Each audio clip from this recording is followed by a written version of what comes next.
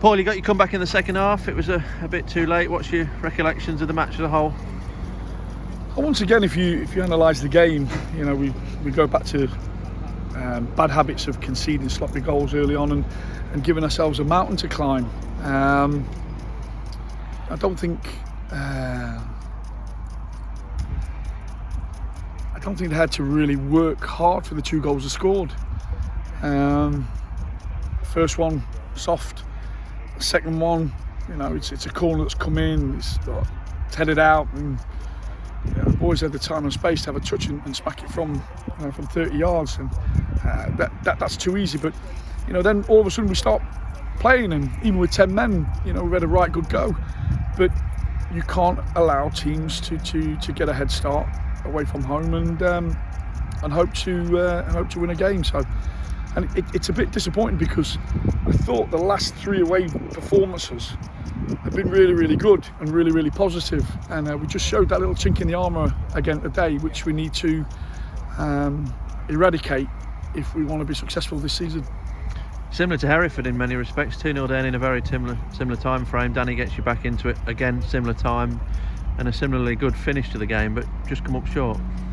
Yeah, look, and I thought if you analyse the chances, we've had 3 really good chances to score goals. The one that fell in the first half when was 1-0 down, all we need to do is hit the target, that's a goal. Fraser's had one. I know people will say, well, the keeper's pulled off a really good save, but when you get in those positions, I expect us to score. Danny's had a good header. We've had some good chances. So I thought, especially early on, that we looked just probably a yard off it. Whether that's to do with the Tuesday night travelling and the game, I'm hoping it's not. But we just looked that little bit yard off, and then all of a sudden we're chasing the game. So disappointing day. But the boys got bounced back. We've got a big home game on Saturday now, and hopefully we can we put some of the things that went wrong early today.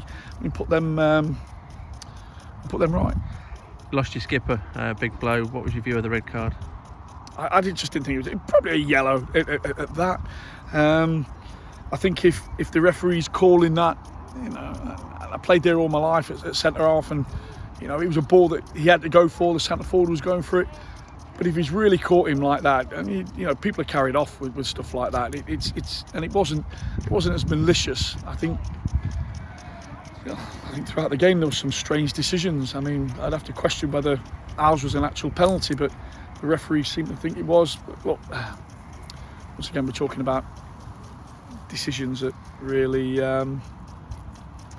we really shouldn't be talking about. But yeah, look, it's happened. We'll have a look at it and go from there.